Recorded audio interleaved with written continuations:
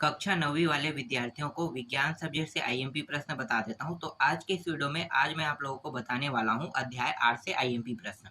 तो अध्याय 8 में दिया है रासायनिक आबंध दिया हुआ है, ठीक है। रासायनिक आबंध वाले टॉपिक में मैं आपको प्रश्नों बता देता हूँ। तो यही सब प्रश्न आपके एग्जाम में आएगा। तो अभी तो मैं अध्याय के हिसाब से आपको बता रहा हूँ, उसके बाद आपको मैं मॉडल पेपर दूंगा, ठीक है। अगर आप तैयारी कर ले रहे होगे जितने प्रश्न हैं उन सभी का, तो जो मॉडल पेपर वहाँ से संभावना है बहुत सारे प्रश्न आएंगे भी, ठीक है। तो मॉडल पेपर से ही प्रश्न आएंगे अधिकतर जो है, ठीक है। चलो मैं आपको बताता हूँ। यहाँ पे देखो प्रश्न पहला क्या कह रहा है, पोटेशियम तथा क्लोरीन की परमाणु संख्या क्रमशः 19 तथा 17 है। तो पहला क्या पूछा, इसमें इलेक्ट्रॉनिक विन्यास बताना है। तो इलेक्ट्रॉनिक विन्यास बहुत आसान होता है। देखो डायरेक्ट आते हैं इलेक्ट्रॉनिक विन्यास पे। ये 19 है पोटेशियम का और ये क्लोरीन का 17। तो 2 8 8 1, 17 का 2 8 7 होगा, ठीक है। इसके बाद दूसरा देखो, इसके द्वारा अक्रिय गैस विन्यास प्राप्त करने की क्या क्या संभावनाएं हो सकती है। तो उत्तर में क्या लिखोगे, संभावनाएं क्या क्या हो सकती है। तो देखो अक्रिय गैस विन्यास प्राप्त करने की संभावनाएं -k के अंतिम कक्ष में 1 इलेक्ट्रॉन है। अतः अक्रिय गैस विन्यास प्राप्त करने के लिए या तो यह 1e का त्याग करेगा या 7e ग्रहण करेगा। दो ऑप्शन है इसके पास। अंतिम कोष में अगर बाहरी इलेक्ट्रॉन 1 बच रहा है तो वो उसको त्याग कर सकता है, या उसे 8 इलेक्ट्रॉन होने के लिए कितने आवश्यकता है, 7 की। तो 7 को या तो कहीं से ले लेगा, ग्रहण करेगा, ठीक है। तो यही चीज बोला है यहाँ पे, ग्रहण करेगा, जो कि अधिक कठिन है। अतः 1 त्यागना ज्यादा आसान है। इसके बाद देखो, पोटेशियम क्लोराइड में बनने वाले आयनिक बंध को इलेक्ट्रॉन बिंदु संरचना चित्र बनाकर समझाइए। तो चित्र बनाकर समझाना है, तो यहाँ पे मैं आपको दिखा देता हूँ ये वाला, ठीक है। 2 8 8 1 इस तरह से। क्लोरीन का क्या होता है 2 8 7। तो क्लोरीन और ये दोनों अगर बंध बना रहा है तो देखो आवश्यकता किसको है, तो ये प्लस है, प्लस आवेश है, और ये माइनस आवेश होता है। तो प्लस आवेश वाला माइनस आवेश को दान दे सकता है। तो इसके पास एक एक्स्ट्रा इलेक्ट्रॉन था, तो इन्होंने क्या किया, 1 इलेक्ट्रॉन को इसको दे दिया, ठीक है, इस तरह से। फिर द को देखो, पोटेशियम क्लोराइड में पोटेशियम तथा क्लोराइड आयन पर आवेश क्या होंगे। तो उत्तर क्या लिखना है, यहाँ पे देखो धनात्मक आवेश पोटेशियम पर होता है और क्लोरीन पर ऋणात्मक। तो यही चीज यहाँ पे बताया है, ठीक है। देखो पोटेशियम क्लोराइड में पोटेशियम धनात्मक और क्लोराइड में जो ऋणात्मक आवेश होता है, हमेशा आगे में ना प्लस रहता है और पीछे में माइनस, याद रखना इस बात को, ठीक है। तो देखो आगे में पोटेशियम है, पीछे में क्लोरीन है। दूसरा प्रश्न देखो, लिथियम की परमाणु संख्या 3 तथा फ्लोरीन की परमाणु संख्या 9 है। इसके बीच बनने वाले बंध को इलेक्ट्रॉन बिंदु संरचना चित्र द्वारा प्रदर्शित कीजिए। तो लिथियम के कितना है, परमाणु क्रमांक 3 है ना। तो इसके पास एक बाहरी कोष में इलेक्ट्रॉन है 2 1, 2 के बाद 8 होगा, 8 के बाद फिर 8, तो 2 के बाद 1 है, मतलब ये अपना 1 इलेक्ट्रॉन त्याग कर सकता है।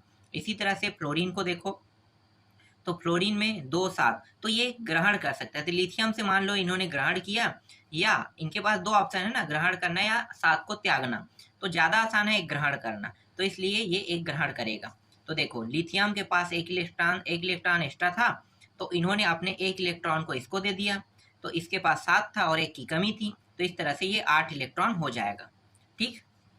नेक्स्ट प्रश्न देखो, ये कक्षा 11वीं का टॉपिक है ना, मैं जो अभी आपको बता रहा हूँ ये है तो 9वीं की किताब में, लेकिन कक्षा 11वीं का टॉपिक। अगर अभी से समझ जाओगे तो जब आप कक्षा 11वीं में जाओगे तो आपको और अच्छे से समझ में आएगा ये। इसके बाद ऑक्सीजन पोटेशियम की संयोजकता कितनी है बताना है। तो देखो यहाँ पे 2 और 6 दिया हुआ है इलेक्ट्रॉनिक विन्यास, तो ये 2 इलेक्ट्रॉन ग्रहण कर सकता है, और ये इसके पास 2 8 1, 1 इलेक्ट्रॉन एक्स्ट्रा है, ये एक इलेक्ट्रॉन को अपना त्याग कर सकता है। तो किसे देगा, ये ऑक्सीजन को दे सकता है। तो देखो ऑक्सीजन को 1 इलेक्ट्रॉन देगा तो भी एक इलेक्ट्रॉन की कमी हो रहा है ऑक्सीजन के पास, ठीक है। तो यहाँ पे सिर्फ पोटेशियम ऑक्सीजन को बोला है, तो और ज्यादा यहाँ पे नहीं है, ठीक है। तो 2 इलेक्ट्रॉन ये ग्रहण कर सकता है और 1 इलेक्ट्रॉन ये त्याग सकता है अपना। चलो आगे देखते हैं। इसके बाद देखो, एक तत्व के एम कक्ष में इलेक्ट्रॉन ई की संख्या 7 है तथा उसकी संयोजकता 1 है, तो उसमें बनने वाले आयनन का इलेक्ट्रॉनिक विन्यास क्या होगा, इलेक्ट्रॉनिक विन्यास बताना है।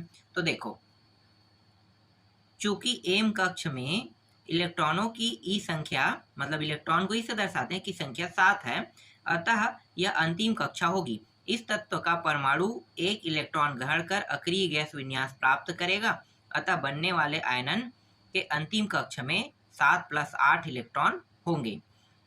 एम एक इलेक्ट्रॉन ग्रहण करने के कारण ऋणावेशित होगा, अतः m-1 का विन्यास 2 8 फिर 8, मतलब 2 8 होगा। बस इतना ही इसका आंसर रहेगा।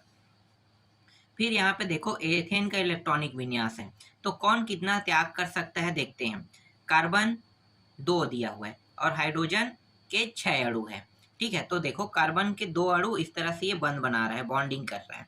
तो यहाँ पे आप देख सकते हो ये इस तरह से बॉन्डिंग करेगा। ठीक है, नेक्स्ट देखो, एक ऐसे अणु की इलेक्ट्रॉनिक बिंदी संरचना बनाइए जिनमें द्विबंध, मतलब 2 बंध पाया जाता है। तो देखो ये इस तरह से 2 बंध, इस तरह से दर्शाओगे, ये 2 बंध है। तो यही संरचना है, इसको नहीं बनाना है आपको, ये बनाना है। ठीक है, ये ज़्यादा आसान है। ये 11वीं क्लास में भी आपको 12वीं और 11वीं में पढ़ने को मिलेगा। चलो आगे आते हैं।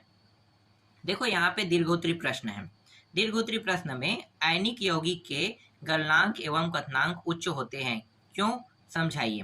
तो समझाना है। तो देखो, आयनिक यौगिक के गलनांक एवं कथनांक उच्च होते हैं क्योंकि इनमें 2 आयन आपस में प्रबल वैद्युत आकर्षण बल द्वारा बंधे होते हैं, अतः इस आकर्षण बल को तोड़ने के लिए अधिक ऊर्जा की आवश्यकता होती है। अब यहाँ पे देखो, ये सोडियम है, क्लोराइड है। ठीक है, सोडियम तो यहाँ पे 11 रहेगा और इसका परमाणु भार 23। क्लोरीन का कितना है, 17 है, तो 17 × 34 है, 35.5 होगा। अब यहाँ पे देख सकते हो, यहाँ पे एक इलेक्ट्रॉन एक्स्ट्रा था ना, जो यहाँ पे देखो 2 8 1 है ना, तो एक को ये इधर दे सकता है। ठीक है, और एक की कमी थी इसके पास, तो एक इन्होंने सोडियम से ग्रहण कर लिया और बन गया, देखो 2 8 7 था तो 2 8 8 बन गया। ठीक है, चलो आगे देखते हैं। इसके बाद देखो आयनन के बाद, ठीक है, यहाँ पे कुल इलेक्ट्रॉन, ये सब चीज वही है, और एक्स्ट्रा देखने की जरूरत नहीं है। ठीक है, एक ऐसे अणु की इलेक्ट्रॉन बिंदु संरचना बनाइए जिनमें त्रिबंध हो। त्रिबंध तो देखो 3 बंध वाला क्या होता है, त्रिबंध बनाने के लिए 2 ऐसे परमाणु सहयोग करेंगे जिनमें से दोनों को अष्टक पूर्ण करने के लिए 3-3 इलेक्ट्रॉनों की आवश्यकता होगी। उदाहरण नाइट्रोजन 7 होता है। ठीक है, 2 5, अर्थात नाइट्रोजन परमाणु के अंतिम कक्ष में 5 इलेक्ट्रॉन हैं। अगर अष्टक पूर्ण करने के लिए इसके 3 इलेक्ट्रॉन को बाहर दे दिया जाए, 3 इलेक्ट्रॉन को, तो कितना बचेगा, पीछे में 5 बचेगा ना, 2 बचेगा ना। तो यही चीज है, 3 इलेक्ट्रॉन की आवश्यकता होती है। अतः नाइट्रोजन के लिए नाइट्रोजन के 2 परमाणु 3-3 इलेक्ट्रॉन की संज्ञा कर N2 अणु बनाते हैं। या तो ये 3 ग्रहण कर सकता है या 3 को दान भी दे सकता है, दोनों प्रक्रिया यहाँ पे ये कर सकता है, जैसे कि यहाँ पे आकृति में बताया गया है। ठीक है, आगे देखते हैं। इसके बाद आर्गन का देखो, आर्गन परमाणु सहसंयोजक बंध द्वारा आर्गन अणु Ar2 का निर्माण नहीं करता, क्यों। तो देखो आर्गन के जो है ना, पूरा 2 8 8 पूरा नियम भरा हुआ है ना, तो अगर पूरा का पूरा भरा हुआ है तो ये कोई भी इलेक्ट्रॉन ना तो ग्रहण करेगा और ना ही त्यागेगा। ठीक है, ना त्यागेगा और ना ही ये ग्रहण करेगा। चलो आगे बढ़ते हैं। जैसे कि ये चित्र में दिखाया गया है, ना त्यागेगा ना ग्रहण करेगा। ठीक है, लेकिन यहाँ पे देखो 2 2 और यहाँ पे 2 कहाँ से और एक्स्ट्रा आ गया, 2 तो आना नहीं चाहिए क्योंकि आर्गन पूरा की तरह से भरा हुआ है। तो 2 हो सकता है, ग्रहण कर सकता है, क्योंकि आर्गन और क्या बोला है, 2 इलेक्ट्रॉन होना चाहिए। चलो इसको देख लेना एक बार पढ़ के, मैं यहाँ पे, ठीक है, ये पढ़ने पर आपको समझ में आ जाएगा। ठीक है, चलो आगे देखते हैं। इसके बाद देखो यहाँ पे H व Y का इलेक्ट्रॉनिक विन्यास कह रहा है, तो 2 8 8 और ये Y में 2 6 दिया है, इसीलिए यहाँ पे प्रक्रिया हुआ था। सॉरी, ये दूसरे का है, ये दूसरे प्रश्न का था ना। ठीक है, तो दूसरे दोनों को अलग अलग है। देखो क्या होगा, यहाँ पे 2 8 8 आर्गन का हो गया और 2 8, 2 कमी था तो 2 इन्होंने पूर्ण करने के लिए 2 उधार ले सकता है ये। ठीक है, इसका भी उत्तर आप देख लो, ये रहा, और चित्र भी आपको बनाना है। फिर सोडियम क्लोराइड एक अणु है, यह कथन गलत क्यों है, समझाइए। ठीक है, तो समझाना है यहाँ पे। तो विपरीत आवेश होने के कारण सोडियम में प्लस रहेगा और क्लोराइड में माइनस आयन रहेगा ना, आकर्षित होगा। तो प्लस और माइनस अपनी ओर क्या हो, मतलब दोनों एक दूसरे की ओर आकर्षित होता है। ठीक है, इसीलिए ये बंध जो है ना, बंध कर बने होते हैं, मतलब बॉन्ड का निर्माण करते हैं, बंध कर। ठीक है, तो सोडियम क्लोराइड का निर्माण करते हैं इस तरह से।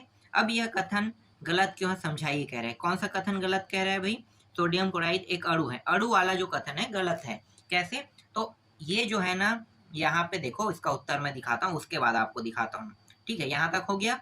अब आते हैं डायरेक्ट चित्रावेश, अब समझते हैं। देखो, ये इस तरह से बॉन्ड करेगा, तो सोडियम में प्लस आयन रहता है और क्लोरीन में माइनस आयन रहता है। तो माइनस से घिरा रहता है प्लस आयन, जितने भी प्लस आयन है वो सब के सब घिरा रहता है। ठीक है, तो इसी कारण क्या है, इसी कारण ये क्या है, ये अणु नहीं है, ये कथन गलत है। चलो आगे देखो, छठवां प्रश्न, जल, nitrogen, magnesium oxide, calcium oxide. तो इसके बारे में बताना है। तो जल में एक परमाणु क्रमांक होता है, तो विन्यास भी एक में ही बनेगा। जिसका परमाणु क्रमांक जितना उतना ही विन्यास बनता है ना। तो परमाणु क्रमांक इसका 8 है, तो 2 और 6 ऐसे लिखेंगे। इसको 2 इलेक्ट्रॉन की कमी है, किसको? ऑक्सीजन को। मैग्नीशियम में आते हैं, तो देखो कौन सा है, नाइट्रोजन है इसके बाद ना, नाइट्रोजन। ठीक है, सेकंड है नाइट्रोजन। नाइट्रोजन में 7 इलेक्ट्रॉन है, तो 7 इलेक्ट्रॉन है, तो इसको कितने इलेक्ट्रॉन की आवश्यकता है? 3 इलेक्ट्रॉन की आवश्यकता है। मैग्नीशियम में आते हैं, तो मैग्नीशियम का जो परमाणु क्रमांक है 12 है, तो 2 8 2 ये पूर्ण रूप से भरा हुआ है। लेकिन ऑक्सीजन कितना है? 8 है, 2, तो 2 की इसकी कमी है, 2 ये मैग्नीशियम से ले सकता है। ठीक है, यही प्रक्रिया यहाँ पे चित्र के थ्रू बताया गया है। एक बार पढ़ना, पढ़ने पे आपको अच्छे समझ में आ जाएगा। फिलहाल पढ़ने की आवश्यकता नहीं, मैं तो ऐसे ही बता रहा हूँ इसको। फिर 7वां प्रश्न देखो, 3 तत्वों के परमाणु क्रमांक 6 7 8 है। ठीक है, तो इसका इलेक्ट्रॉनिक विन्यास कहेगा। तो देख लेते हैं भाई इलेक्ट्रॉनिक विन्यास में क्या होगा। एक्स वाई जेड का इलेक्ट्रॉनिक विन्यास, तो 6 जिसका है 2 4 रहेगा, 7 वाले का 2 5 रहेगा, 8 वाले का 2 6 रहेगा ना। तो संयोजकता, एक्स संयोजकता मतलब बाहरी कोष को भरने को ही हम क्या कहते हैं? संयोजकता कहते हैं। तो संयोजकता का पूरा टॉपिक यहाँ पे दिया हुआ है, दिखाता हूं मैं आपको। ठीक है, यहां से लेके यहां तक आप देख लेना। ठीक है, आगे देखो ब वाला, 3 तत्व किस प्रकार के यौगिक का निर्माण करेंगे, समझाइए। 3 तत्व किस प्रकार के? तो यहाँ पे 2 8 कह रहे हैं, मतलब ये ऑक्सीजन है। 2 6 कह रहा है कार्बन है, और यहाँ पे फिर से ऑक्सीजन दे रहे हैं, तो कार्बन डाइऑक्साइड का निर्माण हो रहा है। तो 3 तत्व मिलके कार्बन डाइऑक्साइड का निर्माण करेगा। नाइट्रोजन से N2 का बनना, जैसे नाइट्रोजन से नाइट्रोजन का ही बनना। ठीक है, ये भी एक तत्व है। ठीक है, यौगिक का निर्माण करेगा ये भी। चलो आगे देखते हैं। इसके बाद इसका कुछ और हिस्सा यहाँ पे देखो, नाइट्रोजन वाला बताया गया है, 2 5 2 5। फिर ऑक्सीजन का देखो 2 8 2 8 OO। ठीक है, O2 ऑक्सीजन का निर्माण कर रहा है। फिर सोडियम, सोडियम भी है, सोडियम से सोडियम बना रहा है, तो सोडियम देखो इस तरह से यहाँ पे बताया गया है। आगे देखो 8वां प्रश्न, अमोनिया अणु में सहसंयोजक बंधों की संख्या बताइए। तो सहसंयोजक बंधों की संख्या बताना है, तो 3 है। कैसे? 1 2 3 हाइड्रोजन है, तो हाइड्रोजनों की संख्या को ही हम सहसंयोजक बंध कहते हैं। 1 2 3, तो 3 इसका उत्तर रहेगा। फिर 9वां प्रश्न, क्लोरीन की परमाणु संख्या 17 है, पहला अ यहाँ पे दिया, इसका इलेक्ट्रॉनिक विन्यास, तो 17 का इलेक्ट्रॉनिक विन्यास कितना होगा? 2 8 7 होगा। ठीक है, 1 इलेक्ट्रॉन को इसको कमी होगा ना पूरा होने के लिए। फिर इलेक्ट्रॉनिक बिंदु संरचना द्वारा क्लोरीन अणु का बनना समझाइए। तो इस तरह से आपको समझाना है। देखो, पहले कक्ष में 2 इलेक्ट्रॉन, उसके बाद 8, फिर 8 के बाद 7 इलेक्ट्रॉन, इस तरह से आपको बताना है, जैसे ये चित्र में बनाया ना वैसे ही। ठीक है, ठीक। चलो आगे देखते हैं। इसके बाद 10वां प्रश्न देखो, विद्युत संयोजक यौगिक एवं सहसंयोजक यौगिक के 5 अंतर लिखे। तो 5 अंतर कह रहा है, तो देखो क्रिस्टल में अंतर बताना है, तो क्रिस्टल हो गया। विद्युत चालकता में अंतर बताना है, 2 अंतर मिल गया आपको। ठीक है, 3 अंतर और देखते हैं। देखो, विलेयता में अंतर, अभिक्रियाएं में अंतर, गलनांक व कथनांक में भी अंतर। इसके बाद देखो 11वां प्रश्न। 11वां प्रश्न क्या है? एक परमाणु की सहसंयोजकता उसके इलेक्ट्रॉनिक विन्यास से किस प्रकार संबंधित है, स्पष्ट कीजिए। तो इसका उत्तर मैं आपको दिखा देता हूँ। देखो ये रहा इसका उत्तर है। ठीक है, अभी तक ऐसे ही प्रश्न लगातार पढ़ते आ रहे हैं। तो जब आप कोई भी प्रश्न लोगे ना, तो इसका उत्तर आपको जब भी बनाओगे तो इस तरह से आपको लिखना है। ठीक है, ये अब देखो 12वां प्रश्न। निम्नलिखित में से सहसंयोजक एवं आयनिक यौगिक को पृथक कीजिए तथा उसका कारण भी समझाइए। तो calcium oxide, glucose, sodium sulphide, carbon tetrachloride, potassium chloride दिया हुआ है। ठीक है, तो कैल्शियम ऑक्साइड ये रहेगा। ठीक है, आयनिक यौगिक है, धातु प्रायः ई त्याग कर धनावेशित होते हैं, फलस्वरूप आयनिक यौगिक बनाते हैं। यहाँ पर कैल्शियम 2E त्यागता है एवं ऑक्सीजन 2E ग्रहण करता है। दूसरा है ग्लूकोज, यह कार्बनिक यौगिक है, कार्बनिक यौगिक प्रायः सहसंयोजक बंध के कारण सहसंयोजक यौगिक बनाते हैं। इसके बाद सोडियम सल्फाइड को देखो, तो आयनिक यौगिक है क्योंकि Na एक तीव्र क्षारीय धातु है एवं क्रिया में एक इलेक्ट्रॉन त्याग कर धनावेशित होते हैं। कार्बन टेट्राक्लोराइड और पोटेशियम क्लोराइड का भी इसी प्रकार से दिया हुआ है। अब अंतिम प्रश्न देख लेते हैं, 13वां प्रश्न और अंतिम प्रश्न है। मैग्नीशियम, मैग्नीशियम क्लोराइड और क्लोरीन, ठीक है क्लोराइड, तो इसके बारे में क्या बताना है। निर्माण होगा, तर्क सहित उत्तर दीजिए। तो उत्तर देना है तर्क सहित, तो अ ब स तीनों का देना है ना। तो अ को देख लो, ये रहा। ठीक है, ये 12 है, मतलब 2 8 2 इलेक्ट्रॉनिक विन्यास बनाएगा। इसके बाहरी कक्ष में एक भी एक्स्ट्रा इलेक्ट्रॉन नहीं है। लेकिन यहाँ पे आते हैं मैग्नीशियम क्लोराइड। ठीक है, मैग्नीशियम क्लोराइड बंध बना रहा है क्लोरीन के साथ। ठीक है, तो क्या होगा, मैग्नीशियम क्लोराइड आयनिक यौगिक बनाएगा।